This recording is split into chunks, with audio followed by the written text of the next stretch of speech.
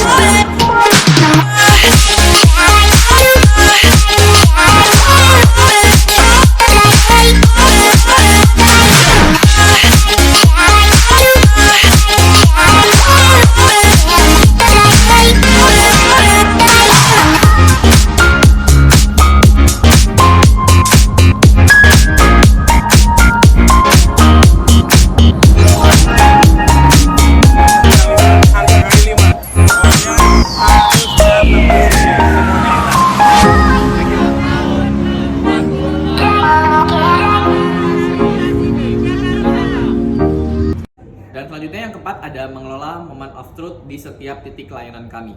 Nah, di mana seorang petugas akan menjelaskan terkait fasilitas yang ada di hotel dan juga menjelaskan kepada tamu untuk kebutuhannya mereka. Berikut video ilustrasinya. Oh ya Ibu, jadi demi kenyamanan Ibu juga di sini banyak petugas housekeeping kami yang akan membantu Ibu selama 24 jam. Jika Ibu membutuhkan bantuan di kamar, Ibu bisa telepon ke angka 1, nanti akan dibantu oleh tim reservasi atau tim room service kami. Nah, dan nanti Ibu telepon aja ya untuk meningkatkan kenyamanan Ibu juga selama di sini. Ada lagi yang bisa dibantu Ibu? Sudah cukup. Terima kasih ya. Terima kasih Bu, selamat siang. Nah, dan yang kelima yaitu mengelola lingkungan layanan, di mana hotel kami selalu memperhatikan lingkungan layanan kami untuk para tamu, terutama kenyamanan para tamu. Kami di setiap titik hotel akan menyediakan fasilitas beberapa wifi. Dan berikut videonya akan saya tampilkan.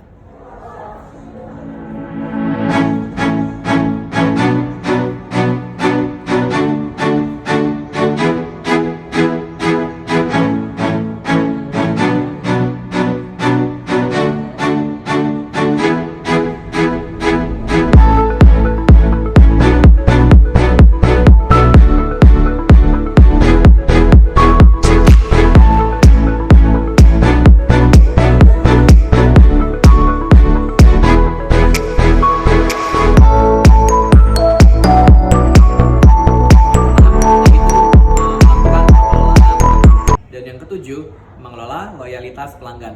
Mengelola loyalitas pelanggan akan saya jelaskan di video berikut ini. Selamat pagi Ibu, ada yang bisa dibantu Ibu? Saya mau check-in. Oh, mau check-in juga dengan Ibu siapa? Saya dengan Cantika. Ibu Cantika, boleh saya minta ID card Ibu Cantika? Ya, sebelumnya saya cek terlebih dahulu ya, oleh Ibu. Atas nama Ibu Cantika ya? Iya. Booking dari tiket.com ya?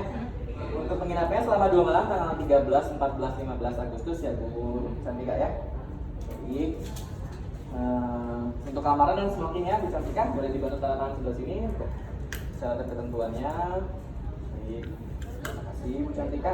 Bu Cantika sekiranya informasi Ibu kan sering menginap di hotel kami ya. Nah, dalam rangka meningkatkan loyalitas kami akan memberikan diskon kamar serta ada free 1 malam Ibu di malam tahun baru nanti Ibu. Jadi untuk meningkatkan loyalitas Ibu kepada kita. Jadi Ibu, ini untuk vouchernya bisa saya berikan. Nanti jika Ibu berkenan untuk menginap, Ibu bisa reservasi terlebih dahulu ke nomor sini ya Bu ya. Ini Ibu simpan, boleh. Ini untuk ID card-nya. Iya. Sudah Ibu, nanti untuk ininya kamar di 502 ya Bu ya. Nanti dibantu oleh Belway kami. Ada lagi bisa dibantu Ibu? Terima kasih banyak ya. Selamat siang Ibu. 8 yaitu merencanakan riset citra merek, di mana saya akan melakukan riset citra merek yang saya ambil yaitu beberapa indikator-indikator. Berikut contohnya. Dan selanjutnya saya akan membahas terkait materi yang ke-8 yaitu merencanakan riset citra merek.